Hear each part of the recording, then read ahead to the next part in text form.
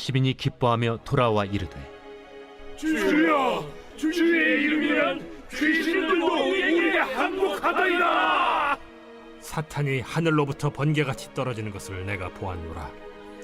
내가 너희에게 뱀과 전갈을 밟으며 원수의 모든 능력을 제어할 권능을 주었으니 너희를 해칠 자가 결코 없으리라.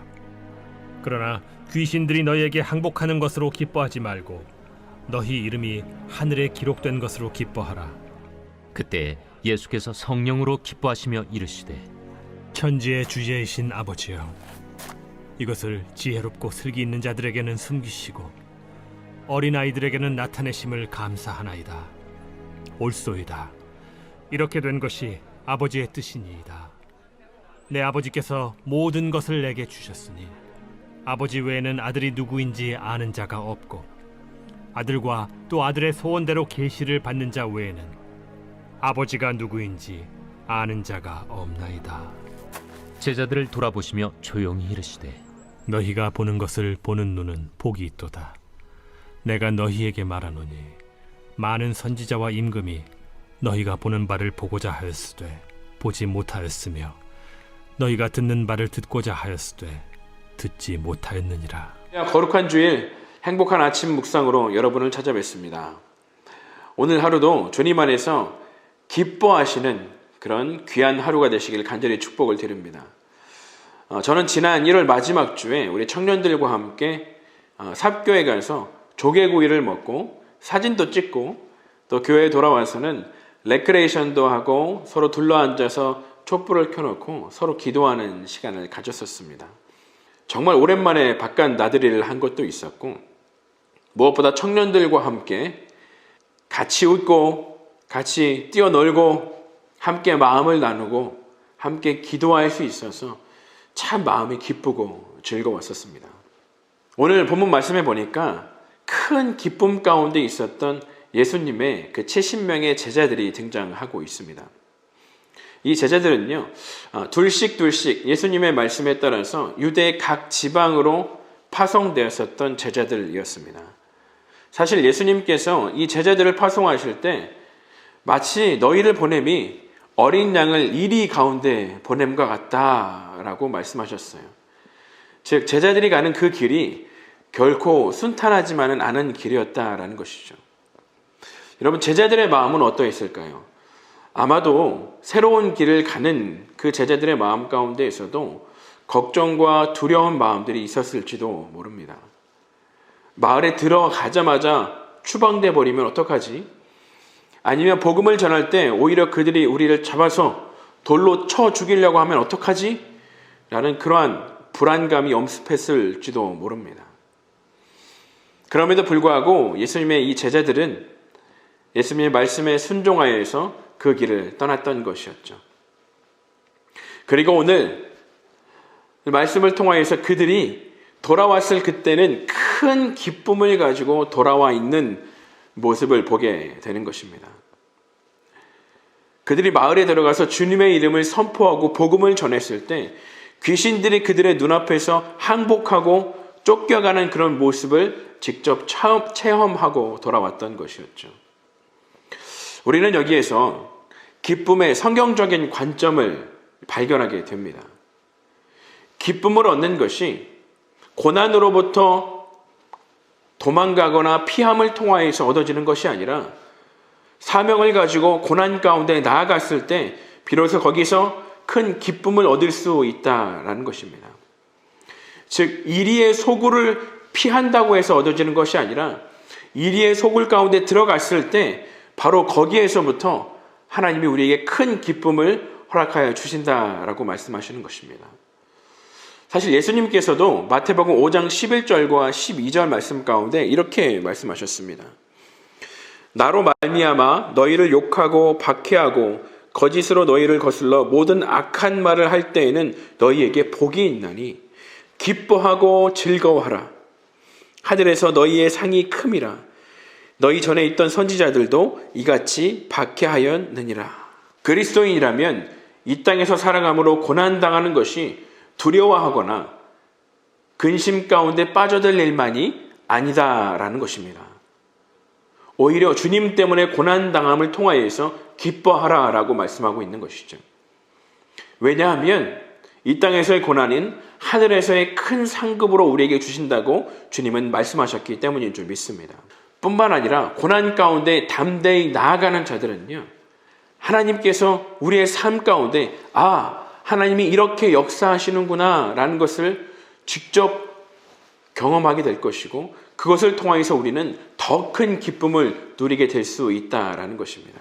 사랑하는 천안침례교회 성도 여러분, 고난을 두려워하거나 고난을 피하기만 하는 것이 아니라 그 고난을 기쁨으로 바꾸어 주시는 하나님을 기대함으로 담대히 주 앞에 나아가는 저와 여러분들이 되기를 간절히 소망합니다. 예수님은요, 그 70인의 제자들이 기쁨 가운데 있는 그런 모습을 보시면서 한 가지 제자들에게 언급하시는 말씀이 있습니다. 오늘 본문 20절 말씀에 보니까, 그러나 귀신들이 너희에게 항복하는 것으로 기뻐하지 말고 너희 이름이 하늘에 기록된 것으로 기뻐하라 라고 말씀하시는 것이죠. 예수님은 이 말씀을 통하여서요, 제자들에게, 그리고 이 말씀을 읽고 있는 우리들에게 진정한 기쁨의 근원이 무엇인가 라는 것에 대해서 알려주고 계십니다. 단순히 귀신들이 항복했었던 그 결과만 놓고 그 현상적인 것만 보고 기뻐한다면 우리는 신앙 가운데 금세 문제가 생겨버리고 말 것입니다. 왜냐하면 그러한 결과가 나오지 않는다면 우리는 금방 낭망하고 절망하게 될지도 모르기 때문인 것이죠. 여러분, 사도 바울을 기억하시죠? 사도 바울은 3차에 걸쳐서 전도 여행을 떠났습니다.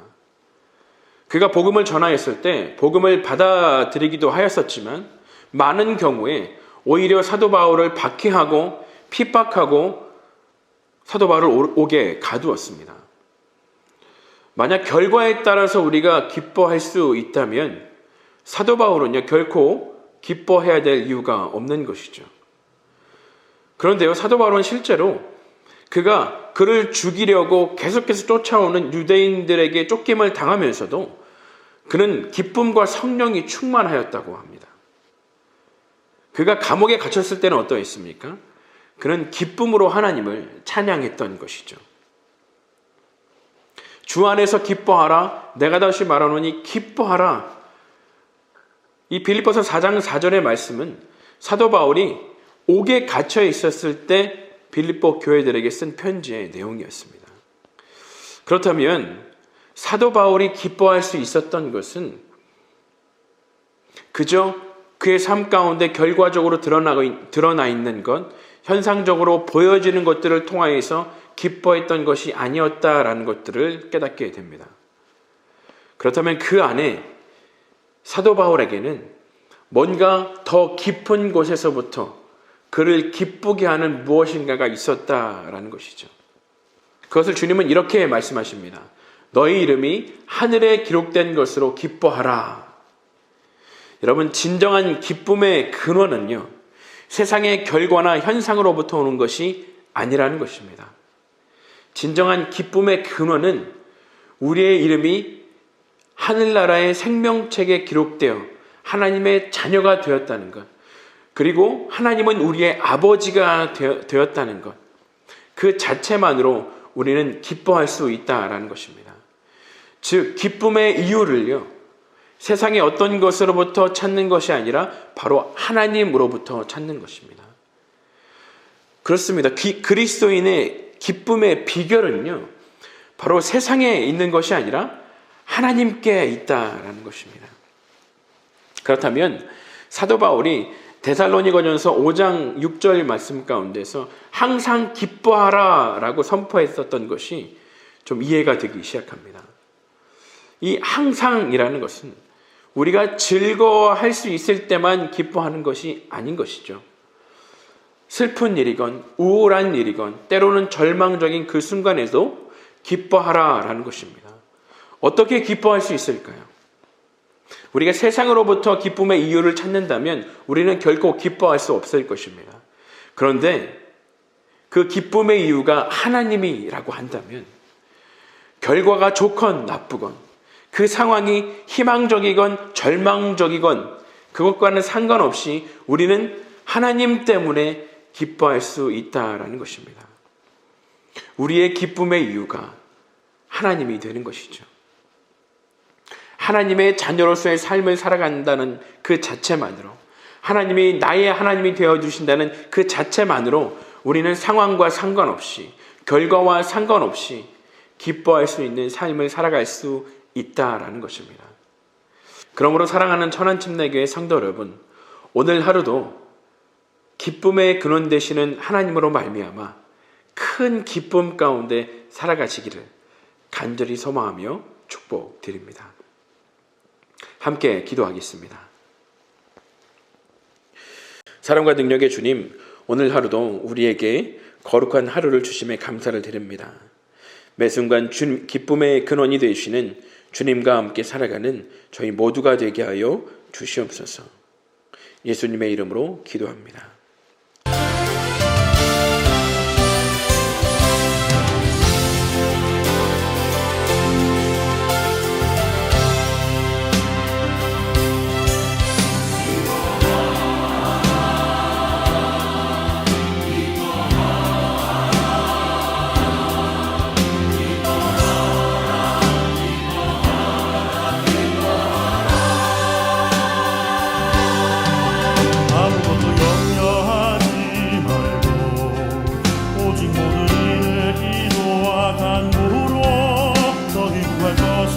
감사함으로 하나님께 아뢰라.